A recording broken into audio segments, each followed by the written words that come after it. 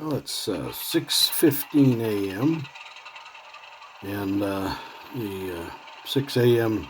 yard crew, the engineer and the head brakeman anyway, are out on the power, getting it started up, and then they'll run over, take the caboose over to the yard, and do a little switching out of 3-track to build their train.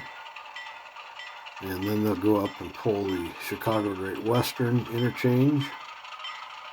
And after that, they should be all ready, put the train together and be all ready. And then the local power should come out, get on the train, and they'll leave ahead of the 6 a.m. job. 6 a.m. job is going to go to Firestone and switch the Firestone plant after the local leaves. I talked to the engineer and asked him if he would ring that bell a lot, for my brother's sake.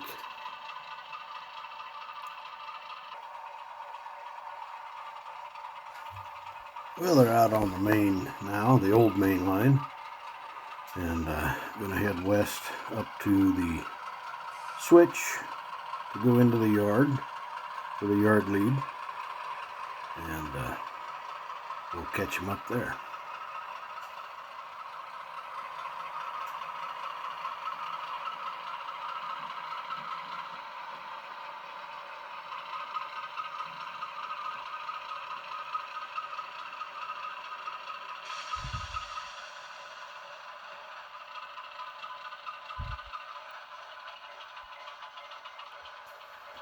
Now they're heading into the yard, the switch lead. They'll go put their caboose on the crossovers to number 1 track, and then they'll go over number 3 track and grab their cars, Firestone cars, and start building their train.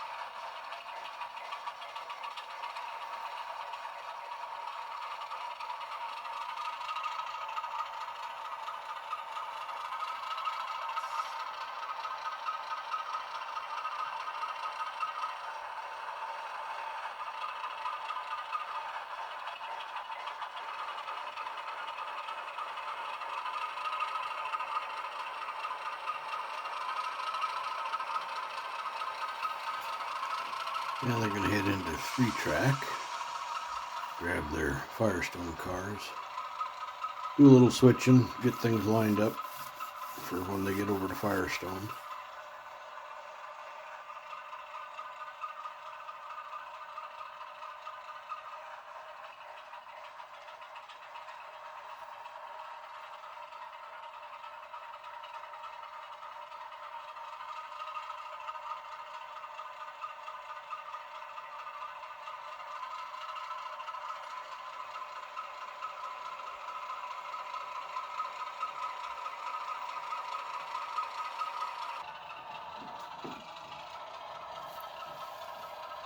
Well, they got their train put together, except for one car that is going to come off of the Chicago Great Western. It's bound for Firestone. The others will go in the yard, different tracks, depending on where they're headed. But, yeah, they're pulling the Great Western now, and they'll switch it out.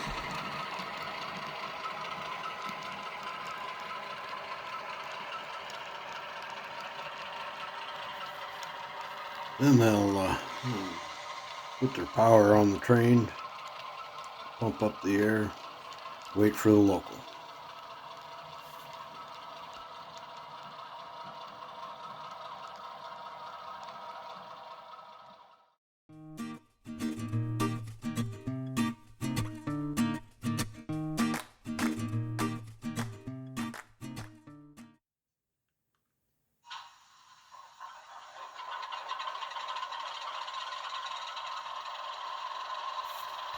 Well, now we get to see the local power, and this hasn't been on the railroad. These two units haven't been on the railroad in, I don't know, several years.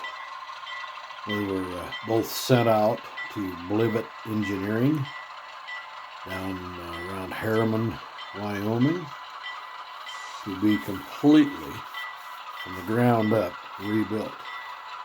New traction motors,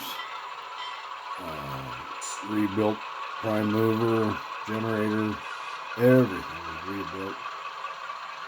And we just got them back not too awful long ago. Everything's been upgraded for the 60s. They work really nice. We're very pleased with Blivet Engineering. Their work was very, very good. So now we're out on the main, headed to the switch for going into the yard, the switch lead.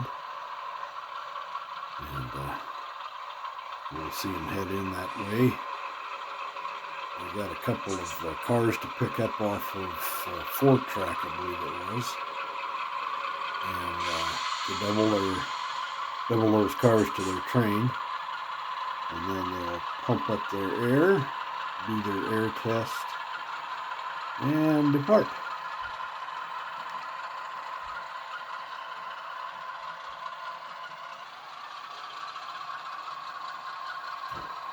Now the engineer's slowing down. His brakeman is being ornery and holding in real tight on the steps. And he's having a little hard time seeing him because of the switch lead is on a curve. So he's slowing way down.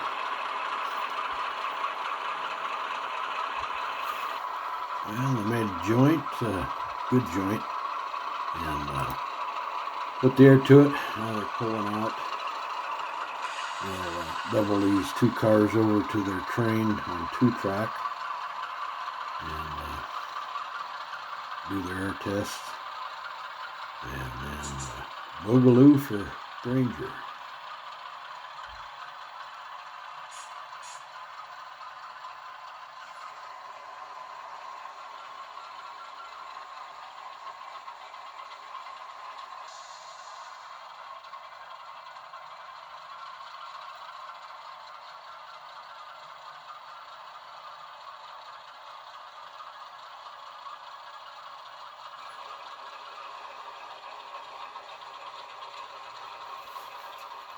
While they were doing their air test, we boogalooed over to Northeast 14th Street and climbed the fence at Barton Naphtha so we could get a different shot of them coming out of the yard and going by us. So we get to hear those wonderful Cooper Bessemer engines.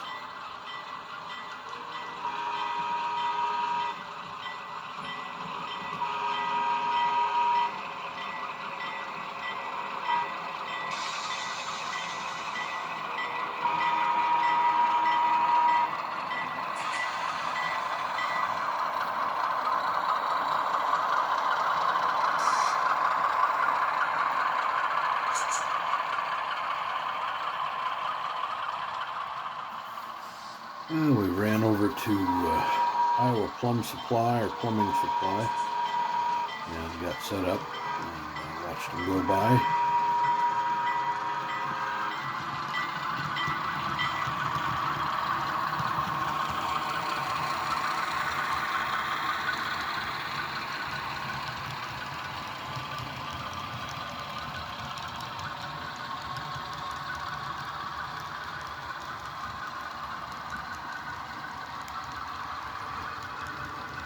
Take note, that's one of those Nathan 4700, I think it is, air whistles that Blivet Engineering installed for us.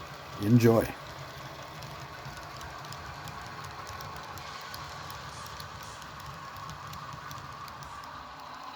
We ever run over and got set up by McMillan Propane and get them coming across the 2nd Avenue Bridge.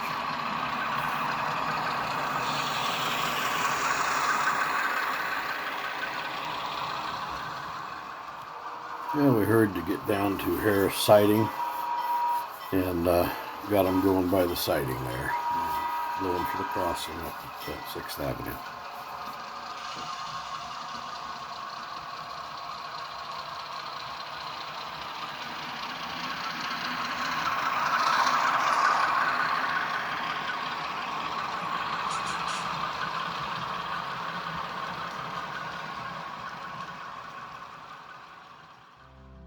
On October 19th and 20th, I had an op session here at the house. Mark, Steve, and Kevin came up. We had 2 days of running trains, and here's Kevin doing a little switching.